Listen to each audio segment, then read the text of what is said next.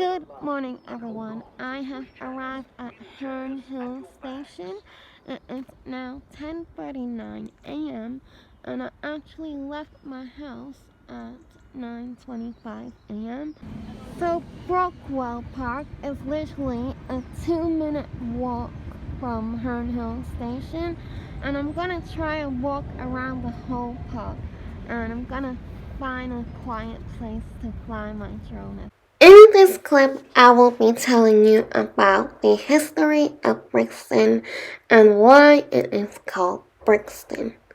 So I found out that the name Brixton is thought to originate from the word Brixstein, meaning the stone of Brixie, a Saxon lord. Brixie is thought to have erected a boundary stone to mark the meeting place of the ancient Brixton Hundred Court of Surrey. The location is unknown, but is thought to be at the top of Brixton Hill, at a road known at the time as Bristol or Brixton Causeway, long before any settlement in the area. Brixton marks the rise from marshes in the north of the ancient parish of Lambeth up to the hills of Upper Norwood and Shrewton. At the time, the river Effra flowed from its source in Upper Norwood through Herne Hill, which is the station I got off at, to Brixton. At Brixton, the river was crossed by low bridges for Roman roads to the south coast, now Brixton Road and Clapham Road. I've also been to both of these roads. The main roads were connected through a network of beautiful country lanes, such as Anchor Lane, Cold Harbour Lane, Brixton Water Lane, and Liam Road, formerly known as Black Lane. It was only at the end of the 18th century that villages and settlements formed around Brixton as the original woodland was gradually reduced until the area was covered in farmland and market gardens known for game and strawberries.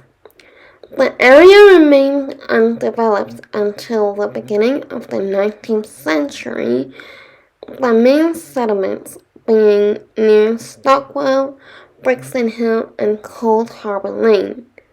With the opening of Vauxhall Bridge in 1816, it improved access to central London, led to a process of suburban development.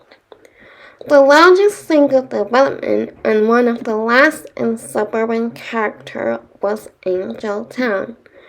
Oh, I swear there's like a tube station called Angel Street.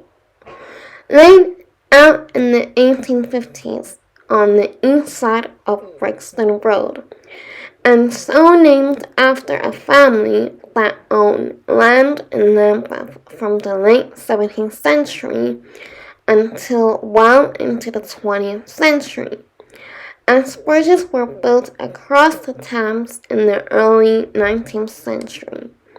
Those working in the City of London and the West End moved to South London.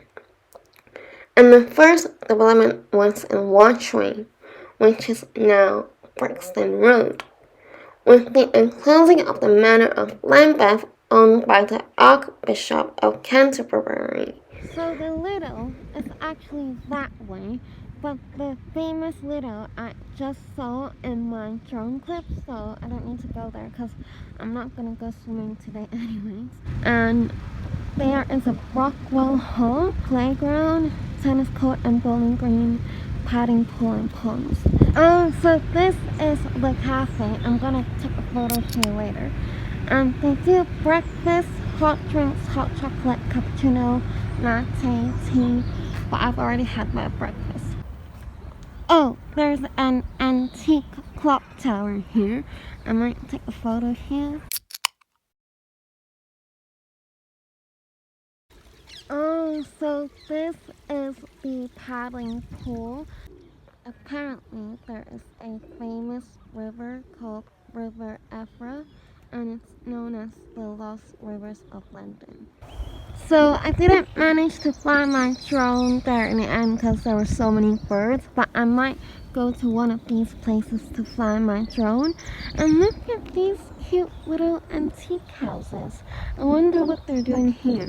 If anyone knows, please let me know in the comment section, and I'm gonna take a photo with them as well. Oh wow, this is the walled garden. I think I'm gonna fly my drone here because I think it's gonna look really pretty up high. And in this clip, I will be telling you about the history of this beautiful walled garden. This walled garden was originally part of the productive area of the estate. The walled garden was the original kitchen garden, where the community greenhouses are now found, where greenhouses and a general propagation area for the estate. A site to grow both ornamental plants for the gardens and to start up tender edible crops that will then be transplanted and grown on in the kitchen garden. The community greenhouses now provide an excellent educational and productive resource with a show greenhouse and raised beds to help with teaching local people how to grow their own, among other events. The old walled kitchen garden and Brookwell Park was lucky to benefit from the input of J.J. Saxby. Saxby was the chief officer of parks at the London County Council and was instrumental in the adaptation of the Brookwell estate into Brookwell Park. He was a man of popular horticultural vision, by which I mean he could see how to sensitively reuse an unneeded area for growing edible produce into an ornamental garden for the local population to enjoy. Described by the English Heritage Register of Historic Parks and Gardens as a formal but exuberant scheme of mass bedding, rose beds, and topiary around a central pool. It is a lovely walled garden, and I definitely recommend you to visit it. Although the original topiary no longer forms a part of the scheme, there is an archway through the mature yew hedge. Smaller topiary bushes mark the corners of some of the crazy paving paths and flower borders. Roses still abound in the walled garden. Pink roses, white roses, and red roses all add their delicate scent to the warm air. One of the advantages of a walled garden is that there is also an exotic border, which is an exciting modern addition, still within the spirit of the original walled garden. Filled with exuberantly colorful tender perennials such as orange, canna, purple, castor oil plant, and the bicolored Ipomea lobata. Hardy banana plants were also planted, and both green-leaved and purple rump in a statuesque manner. Apparently, there is also a raised bed partly hidden by the dense planting. Well, it's really well hidden because I definitely didn't see a bed. It gives height to smaller plants at the rear of the border. The trick is one which could be used by more traditional herbaceous border planting, and even in productive edible gardens. And that's about all the information that I have for this walled garden. And now back to the vlog. So I'm now entering the community garden, which I also saw on the drone. So I'm not gonna fly it here again. but it is actually a registered charity. I think I've already seen all of them, and then I think now I'm gonna, because I saw the cafe again, so I think I'm gonna go back to the entrance and then go to my next destination. Ooh, there are some events going on here in the summer, FYI. Oh, this is the Brookwell lido. Oh wow, there's a beautiful graffiti. I want to see if I can take a photo here. That was on Barnwell Road, just so you know. So my next destination was actually supposed to be this Windrush Square, but it says it's around here. I reckon it's this one. And because we're by the road, obviously we can't put a drone here. So I'm just gonna use my tripod to take a photo. I just walked to the back of it and it's basically like this. So now I'm gonna go to my next destination, which is the Ritzy Cinema. Oh wow, there's Tate Central free public library right next to the Ritzy Cinema. Actually, this library looks quite cool. I want to take a photo with it. They actually have a cafe here, and I'm actually getting a little hungry. It's now 12:50, around 4 hours since I've had my breakfast. So this is their menu, and the burger is actually like £15. But then I asked what the price for the pizza is, because I want to try the goat cheese pizza, because I haven't really seen it anywhere before. And it's actually cheaper, it's £12.50. So I decided to go for the goat cheese pizza in the end. So they actually have like a music venue upstairs, because I was asking them what this cinema is famous for, and they told me that like last month it got voted as London's most favorite cinema in Time Out. And I asked if I can put my poster here, and they said they have to run it through the general manager, and if the manager says yes, then they're gonna put my poster up here. So if any of you ever come to the cinema, then let me know if it's here or not.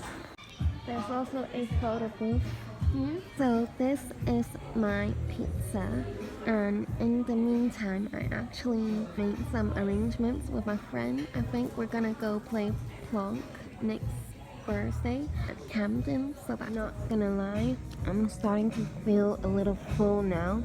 It's 2:37 p.m. and there's like 10 more minutes until the cinema switches screens, so I can go in and visit it. But I didn't like deliberately wait for it. I'm such a slow eater. And yeah, I think I'll ask for a takeaway box.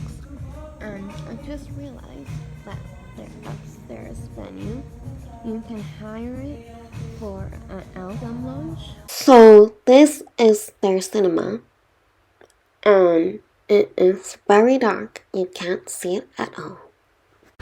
My next destination is actually this bookmonger's shop. It is a second-hand bookshop. I'm not actually looking for any books. I just wanted to introduce this to you guys. Oh, there's a Bob Marley biography here. Yeah. I came in to see if they sell a map of London, because I nearly finished everything on my list apart from the museums and the golf places, but they only have like an A to Z one. It's too big. I don't want such a big book. I just want like a map. So my next destination is actually this Brixton Village. I'm gonna take a photo here. There are basically just some shops here. There are food shops here as well, so you can have lunch here.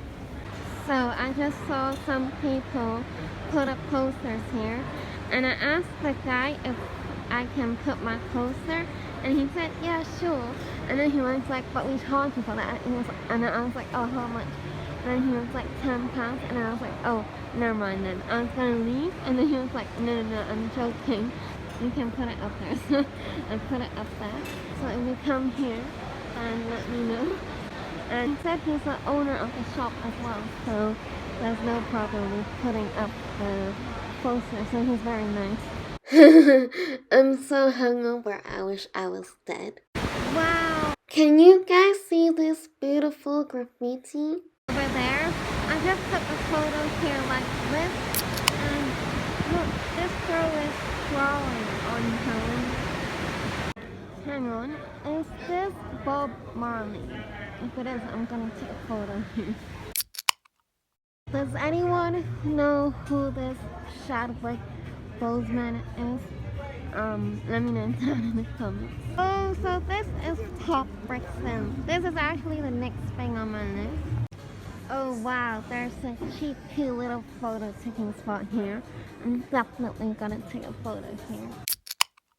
Just put my poster up here alongside with other posters, and there's a photo taking place somewhere around there. Right, I am back at this low place, so I finished this Pop Brixton, and now I'm gonna go to my next destination. I think it's Brixton Market. So this is the Electric Avenue. I'm gonna take a photo here, and I think Brixton Market is there as well. So this is the David Bowie Memorial. Why does people put posters on him? How disrespectful. And there's a guy here. So I'm gonna take a photo in. Oh wow, there's a beautiful department store, but as you guys know, I don't like shopping, but if you guys like shopping, you can come here. But I'm gonna take photos here. So this is the O2 Academy. I hope I can play here one day. I know Avril Lavigne is playing here this year. Anyways, I'm gonna take a photo here. Oh wow, look at this graffiti. I wonder what it represents. I'm gonna take a photo here. So this is the Stockwell skate park. I don't know if any of you guys like to skate or not, but if you do, then you can come here. But I'm not a skater, I just want to introduce this to you guys. And I think I'm gonna end this vlog here because this is my last destination of the day, and the time now is 4:52 p.m. and the sunset time is 5:06 p.m. and I need to walk back to Brixton station, which is just a bit 5 minutes from here. So if you enjoyed this vlog, don't forget to subscribe, like, share it with your friends, and comment down below to let me know if you actually ended up going to any of these places because of my vlog. And I'll see you all with another traveling vlog or music related video.